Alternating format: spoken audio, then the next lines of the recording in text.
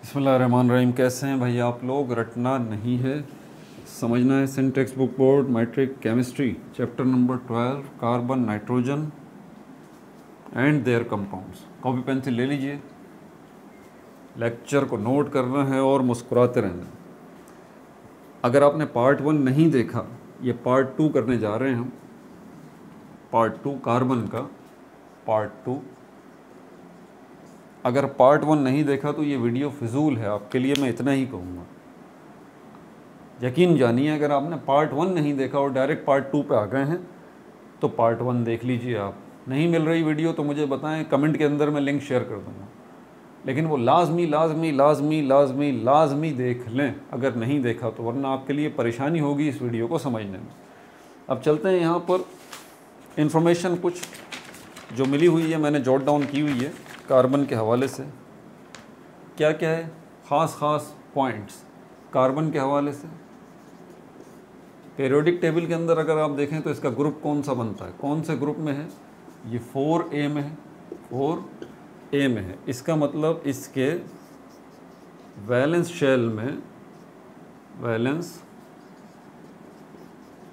Shell में कितने electron है? 4 इलेक्ट्रॉन्स। इसके वैलेंस शेल में 4 इलेक्ट्रॉन्स। ठीक है भाई। अब इसकी अक्रेंस की तरफ चलते हैं। अक्रेंस का मतलब होता है कहाँ कहाँ पाया जाता है कार्बन। तो पिछली वीडियो में मैं ये तफसीलात बता चुका हूँ। कार्बन ज़मीन के ऊपर, ज़मीन के नीचे, हवा में और पानी में, तीनों स्टेट में मौजूद है। एलिमेंटल फॉर्म में भी है, कंपाउंड फॉर्म में भी और मिक्सचर फॉर्म में भी है। हम जिस कार्बन को डिस्कस करेंगे यहाँ पर अभी, वो एलिमेंटल फॉर्म होगी और मिक्सचर फॉर्म होगी। लेकिन कैसे, मैं आपको ज़रा बताऊँ। मिक्सचर को मैंने ख़ास तौर पे पार्ट 1 में जो है वो बहुत ज़्यादा उस पर एम्फसाइज़ किया था। ये है क्या वैसे? ये नॉन मेटल है, ये नॉन मेटल है, मेटल नहीं है कार्बन। इसमें से इलेक्ट्रिक करंट जो है वो पास नहीं हो सकता। अर्थ क्रस्ट जो है, अर्थ क्रस्ट का मतलब ये है कि जो हमारी अर्थ है, इसकी ये जो लेयर है, अर्थ की 2-3 लेयर्स होती हैं, 4 लेयर्स होती हैं। तो ये जो लेयर है जिसको हम कहते हैं मट्टी, अगर आप खुदाई करेंगे नीचे तो ये मट्टी है। मट्टी के नीचे ये मट्टी और पत्थर जो हैं, मट्टी और पत्थर वाली जो लेयर है, इसको हम कहते हैं अर्थ क्रस्ट। ये पत्थरों, चट्टानों, टेक्टोनिक प्लेट्स और मट्टी की जो लेयर है ये ज़मीन की, इसको हम कहते हैं अर्थ क्रस्ट। इसमें आपको तकरीबन सारे एलिमेंट मिलेंगे, लेकिन 16th मोस्ट अबंडेंट एलिमेंट है। 16th मोस्ट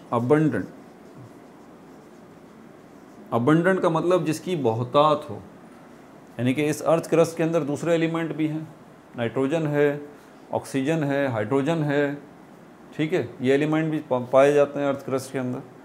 उनमें जो अगर दर्जा बंदी करें तो 16वें नंबर पे सबसे ज़्यादा ये पाया जाता है कार्बन, 16th मोस्ट अबंडेंट। ठीक है भाई। और फ्री स्टेट में भी है और ये कंबाइंड स्टेट के अंदर भी है।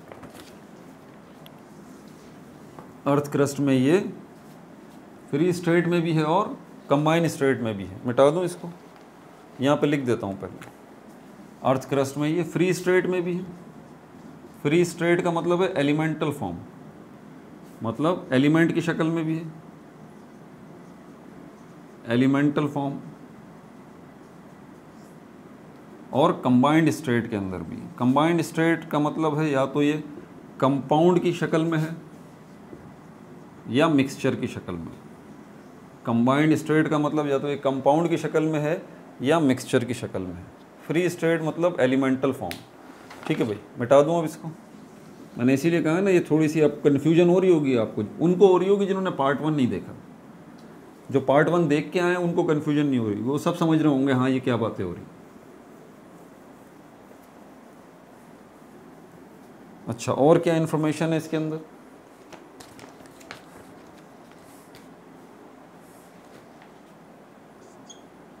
ये हमारे पास प्योर एलिमेंटल फॉर्म में जो है कार्बन, प्योर एलिमेंटल फॉर्म में वो 3 फॉर्म्स हैं इसकी। एक को हम कहते हैं डायमंड।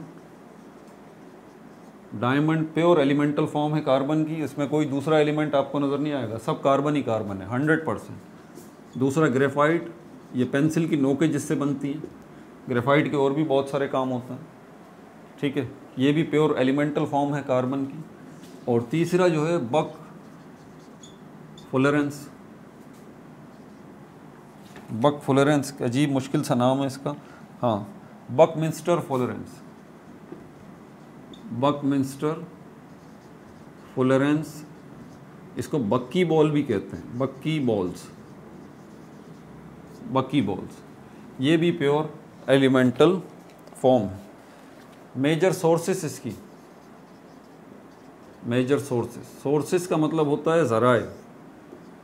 ज़राए, आप कार्बन को अगर हासिल करना चाहते हैं दुनिया में, तो कार्बन आपको कहाँ से हासिल होगा, किस शक्ल में हासिल होगा, तो मेजर सोर्सेस जो हैं इसकी वो मिक्सचर की शक्ल में है, ये याद रहे, मिक्सचर की शक्ल में, ठीक है।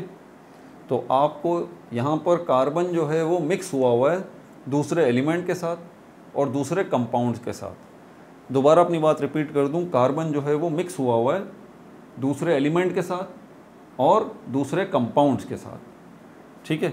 तो यहाँ पर ये मिक्सचर की शक्ल में मौजूद है। मेजर सोर्सेज जो हैं इसकी वो मिक्सचर वाली हैं। और कौन कौन सी है मेजर सोर्स जो है इसकी, एक है कोल जिसको कहते हैं कोयला, जिसकी बहुत सारी टाइप्स होती हैं। कोल यानी कि कोयला, याद रहे कोयला या कोल आपसे पूछा जाए कि कोयला या कोल जो है वो कार्बन से मिलके बना है, तो बात जहन में रखिएगा ये कि कोल जो है वो मिक्सचर है कार्बन का, कार्बन नहीं है। मतलब कोल के अंदर एक परसेंटेज कार्बन की मिलेगी, एक परसेंटेज जो है वो किसकी मिलेगी, कार्बन की मिलेगी। इसी हिसाब से कोल को हमने 4 कैटेगरी में डिवाइड किया हुआ है परसेंटेज पॉइंट ऑफ व्यू से। 4 कैटेगरी के अंदर एक जो है वो पीट कहलाता है, दूसरा जो है हमारे पास जो है वो लिग्नाइट कहलाता है, हाँ लिग्नाइट ही इसका नाम है, लिग्नाइट। तीसरा जो है वो बिट्यूमेन है, बिट्यूमेन। और चौथा जो है वो एंथ्रासाइट है, एंथ्रासाइट। ये चारों सोर्सेज हैं, ये चारों क्या हैं, आपसे कोई पूछे पीट क्या है, आप बोलें टाइप ऑफ कोल, कोल मत बोलें कि ये कोल है, आप बोलें ये कोल की एक किस्म है। आपसे कोई लिग्नाइट पूछे ये क्या, आप बोलें ये भी कोल की एक किस्म है। आपसे कोई पूछे बिटुमेन क्या है, आप बोलें ये भी कोल की एक किस्म है। आपसे कोई पूछे एंथ्रासाइट क्या है, आप बोलें ये भी कोल की एक किस्म है। आपसे कोई पूछे कि कोल क्या है, तो आप बोलें ये मिक्सचर है। फिर आपसे कोई पूछे मिक्सचर है तो कोल के अंदर कौन कौन सी चीज़ें मिक्स हुई हुई हैं, आप उनको कहें कि इसके अंदर कार्बन एक तो मौजूद है एलिमेंटल फॉर्म में, एलिमेंटल फॉर्म में, ठीक है। कार्बन इस मिक्सचर के अंदर एलिमेंटल फॉर्म में मौजूद है, और कार्बन इसी मिक्सचर के अंदर कंपाउंड फॉर्म में भी मौजूद है। मिक्सचर को समझना थोड़ा सा मुश्किल काम है, दोबारा रिपीट कर दूं, कार्बन इस मिक्सचर के अंदर, कोल के अंदर एलिमेंटल फॉर्म में मौजूद है और कंपाउंड फॉर्म में भी कार्बन मौजूद है। मिसाल के तौर पर CH4, ये कार्बन की कंपाउंड फॉर्म है, ठीक है। और एलिमेंटल फॉर्म कार्बन की सिर्फ ये C है, तो ये C और मिसाल के तौर पे CH4। और भी हो सकता है, और भी कोई दूसरी टाइप हो सकती है कंपाउंड की। ये कार्बन की कंपाउंड फॉर्म जो है, तो इस मिक्सचर के अंदर, कोल के अंदर कार्बन एलिमेंटल फॉर्म में भी मौजूद है और कंपाउंड फॉर्म में भी मौजूद है। अब जो एलिमेंटल फॉर्म ऑफ कार्बन है, इसकी परसेंटेज हमें देखनी पड़ती है। ये जो है पीट, ये सबसे हल्की क्वालिटी का कोल है। हमारा टारगेट है कार्बन को हासिल करना, इस कार्बन को जो एलिमेंटल फॉर्म है, जो कि प्योर कार्बन कहलाता है। ये जो कंपाउंड फॉर्म है, हमें ये नहीं चाहिए। ये जो कार्बन की कंपाउंड फॉर्म है और इसमें मौजूद है कोल में, हमें ये नहीं चाहिए। हमें ये भी चाहिए, लेकिन हमारा टारगेट ये नहीं है। इससे भी हमें कार्बन तो मिलेगा। देखें, कार्बन अगर CH4 में इसमें कार्बन मौजूद है, लेकिन हाइड्रोजन के साथ है, इसको अलग करना फिर एक बड़ा लंबा काम है, लंबा चौड़ा काम है, टिपिकल काम है। तो हम इसको प्रेफर नहीं करेंगे, हमारा टारगेट कार्बन है, तो हम उस कार्बन को प्रेफर करेंगे जिसके अंदर प्योरली कार्बन कार्बन कार्बन ही है, कार्बन के साथ कोई दूसरा एलिमेंट मौजूद नहीं है। तो इस पीट के अंदर 50% सपोज करते हैं, मुझे एग्जैक्ट इनकी परसेंटेज अभी याद नहीं है, तो मैं कह सकता हूँ पीट के अंदर 50% जो है वो ये वाला एलिमेंटल कार्बन मौजूद है। लिग्नाइट के अंदर जो है वो 70% कार्बन मौजूद है। बिटुमेन जो है ये भी मिक्सचर है, तो इसके अंदर जो है वो 80% जो है वो कार्बन मौजूद है। और एंथ्रासाइड जो है ये 95% जो है वो कार्बन इसमें मौजूद है।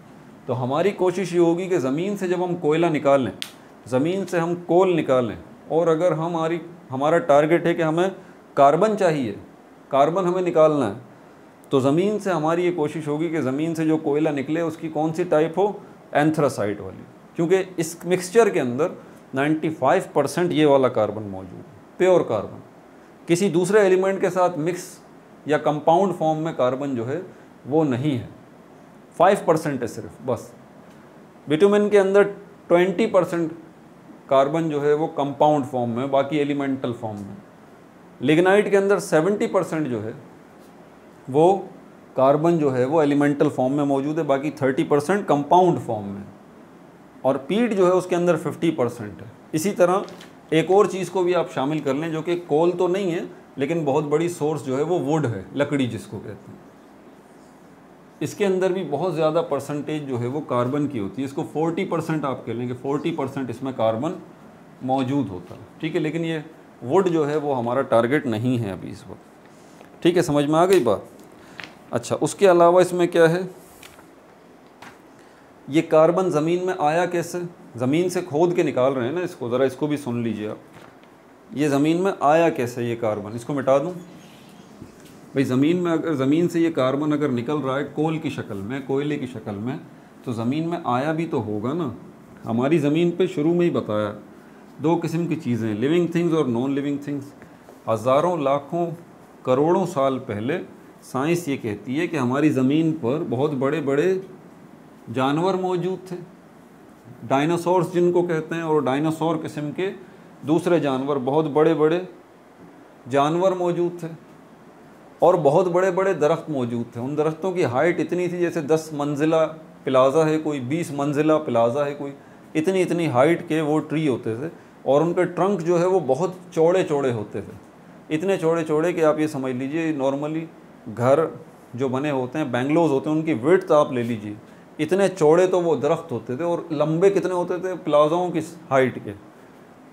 तो बड़ा ख़तरनाक किस्म का अर्थक्वेक आया ज़मीन पर, और उसके बाद ज़मीन फट गई और ये एनिमल्स और ये प्लांट्स जो है वो ज़मीन के अंदर चले गए। सारे नहीं गए लेकिन तकरीबन सब उसमें चले गए, काफ़ी बड़ी मिकदार इनकी चली गई।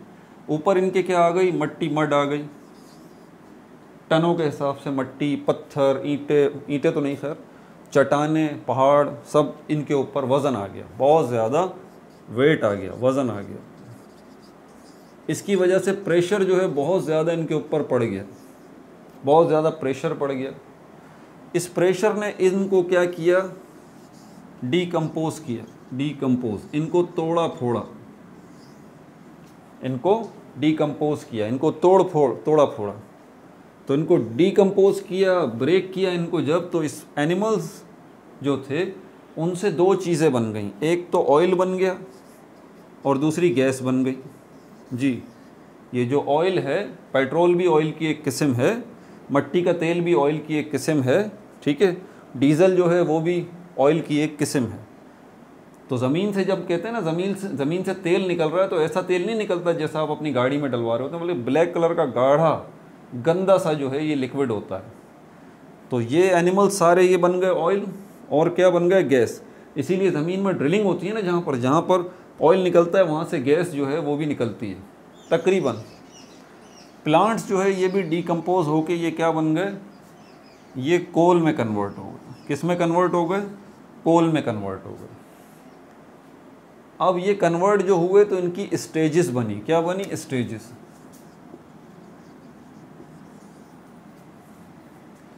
प्लांट्स जो है जो 50% डीकम्पोज हो गए, अभी पूरे तरीके से ख़त्म नहीं हुए, याद रहे, प्लांट्स जो है वो 50% डीकम्पोज होके क्या बन गए, इसको हमने पीट का नाम दिया। कोयला जो बन रहा है वो प्लांट से बन रहा है, बड़े बड़े दरख्तों के तनों से बन रहा है ये कोयला। तो ये कोयला जो है इसकी किस्म, ये पीट जो है ये क्या है, ये स्टार्टिंग में जो प्लांट से जो पहला स्टेज आया, पहला स्टेज वो पीट का आया, पहला स्टेज। फिर ये पीट जो है वो अंदर पड़ा रहा ज़मीन में, प्रेशर इसके ऊपर और पड़ता रहा और कई हज़ार साल गुजर गए, तो ये पीट जो है फिर ये लिग्नाइट में कन्वर्ट हो गया, लिग्नाइट में कन्वर्ट हो गया। फिर और कई हज़ार साल ये लिग्नाइट जो है ये ज़मीन में पड़ा रहा, तो ये किस में कन्वर्ट हो गया, ये जो है बिट्यूमेन में कन्वर्ट हो गया। और ये बिट्यूमेन जो है वो ज़मीन के अंदर पड़ा रहा कई हज़ार साल तक, तो ये एंथ्रासाइट में कन्वर्ट हो गया, एंथ्रासाइट में कन्वर्ट हो गया। समझ में आ रही है बात आपको?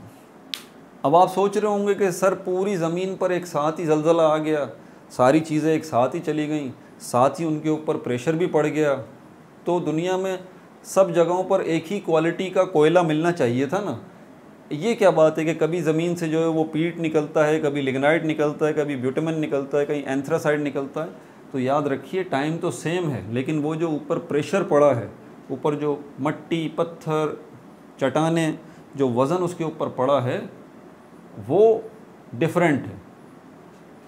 जिस प्लांट मटेरियल के ऊपर बहुत ज़्यादा प्रेशर पड़ता रहा है वो एंथ्रासाइट बन गया, जिस पे कम प्रेशर पड़ता रहा है वो बिट्यूमेन बन गया, जिस पे और थोड़ा कम प्रेशर बनता रहा है वो लिग्नाइट बन गया, जिस पे और थोड़ा कम प्रेशर बना है वो पीट बन गया।